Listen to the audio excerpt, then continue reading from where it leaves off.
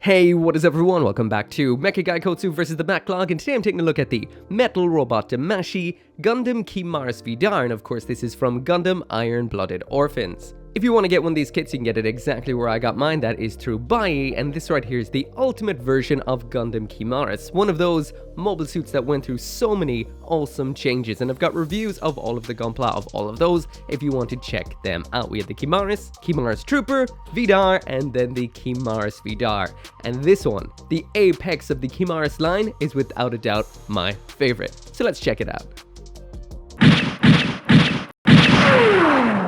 So jumping now into the aesthetics, and what can I say, when it comes to the aesthetics on a Metal Robot Spirits, you're going to be absolutely blown away. The color palette here is crazy, compared to what we would have seen on the high grade. Sadly right now I don't have it available for a direct comparison, but this is what it looked like. This is definitely a whole premium event right here. The colors are extremely rich.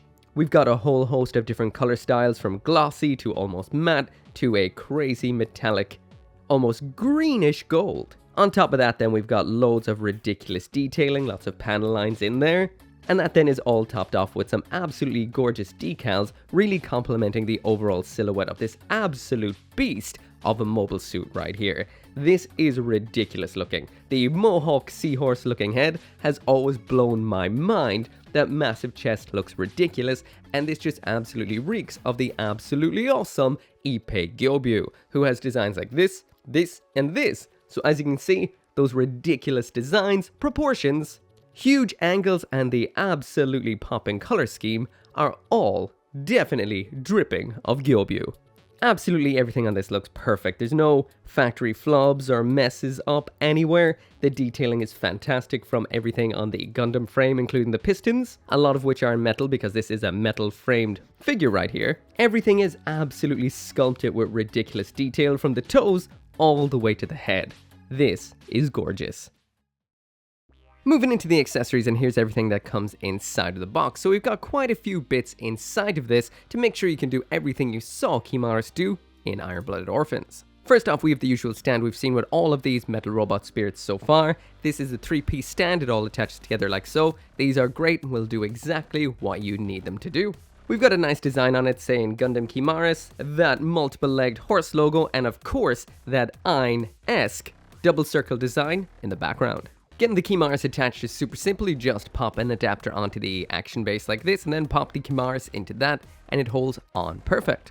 When it comes to the hands in here, the ones that it comes out of the box with are these widespread relaxed ones. We've got a split ball joint on these, so it does mean we've got lots of posing potential. So that is flexion, extension, and it can rotate as well. So this will definitely get you everything you're looking for. When it comes to the options in here, we've got 10 in total. That is 5 pairs. The relaxed ones we saw already, 2 pairs of different holding hands, fists, and widespread dynamic ones. So moving now into the weapons, and the first thing we have in here is the aptly named sword. It's a sword, and in usual Iron-Blooded Orphans kind of a way, there's not much to this at all. It's just a big hunk of metal for doing what a big hunk of metal needs to do: stabbing. A little bit of slashing too.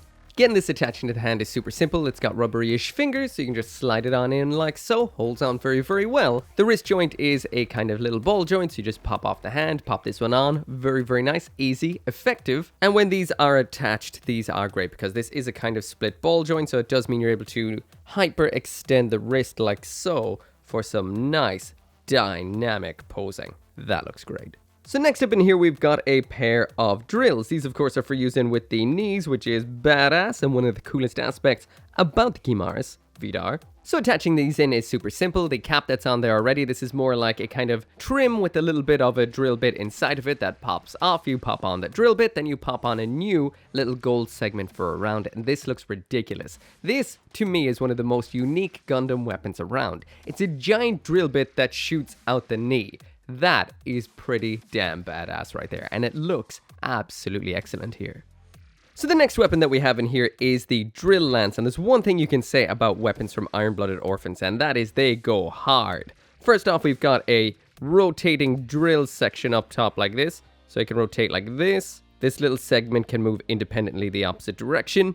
This has some machine guns on the side there, Dane's leaf launchers there, and around back it's even got thrusters to speed up its, well, thrusting. Finally, this version does have a nice little decal right here on the barrel section, and the paintwork is just as fantastic, well, as what we see on the mobile suit itself. Getting this attached into the hand is super simple. You just take the end off of the handle here, pop the hand on like we would have done before, and then pop the handle back on. In here we also get 2 Dane sleeves as well. These can be put in well, 2 places. You can load them up into the actual lance itself, just like so. Those will come out either side just like that, or they can be popped up into the shields up here just like so. This is the loading mechanism, basically for loading up the lance. These swing forward and around just like so, and then load the Dane sleeves into the lance just like so, and that looks absolutely fantastic, all attached together like so. And not to forget the extension gimmick that we have right here. So that right there is what the Kimaris Vidar looks like with the drill lance attached and the Dane sleeve shield bit attached right on into the back of it, and this looks absolutely and utterly phenomenal. This is totally the pose I'm going to leave it in, so this is the way it's going to end up on my shelf. This looks so cool. There's one more thing to pop onto it, and then this will most definitely be finished. And that is the alternate V-fin that we get in here, and just like we would have seen across this line so far, each one of these metal robot Damashi Gundam frames all have some crackling energy coming from their eyes. We got it with the Barbatos Lupus, the Barbatos Lupus Rex, the Bale, as well as this right here. Once you get that attached, you've got that crackling energy coming from its right eye from our perspective, left eye from its perspective, and finally that is what it looks like now up on a shelf in all of its glory. This right here is a premium figure, and it looks like one. So finally now we're going to be moving on to the articulation, and this, as you'd expect from a metal framed figure, is absolutely rock solid. Let's get it in the test pose. So when it does come to the articulation on the Metal Robot Spirits Kimaris Vidar, this is top marks without a doubt. This will kill any pose you throw at it. It's so much fun to pose, and it's rock solid to boot. The only thing I will mention is I did lose 1 skirting armor while posing it. That was my own fault. I thought it was part of the torso while twisting it, but otherwise nothing falls off. Those wing binder segments around back, those are absolutely phenomenal because you can do multiple things with them. They kind of add so much depth to it if you're taking a photo or some video or just posing it up. And they also work as nice counterweights when you have it posed so it doesn't fall over. They work in a lot of different ways. Everything's great here. Ankles, knees, waists, ab crunch, arms, shoulders, head, everything, you name it, it's perfect.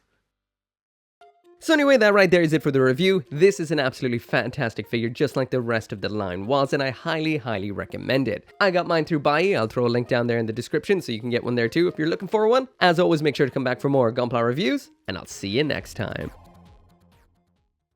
Once again, this video right here, and none of these videos would be possible without each and every single one of you guys who watches my videos, and special thanks to those of you who are supporting me over on Patreon and here on the channel memberships, including 10 Soldier YT, Caleb Engelhart, Dashil Marmion, Go Little Rockstar, Joe, Lauren Seahack, Org59061, and Van Fawn.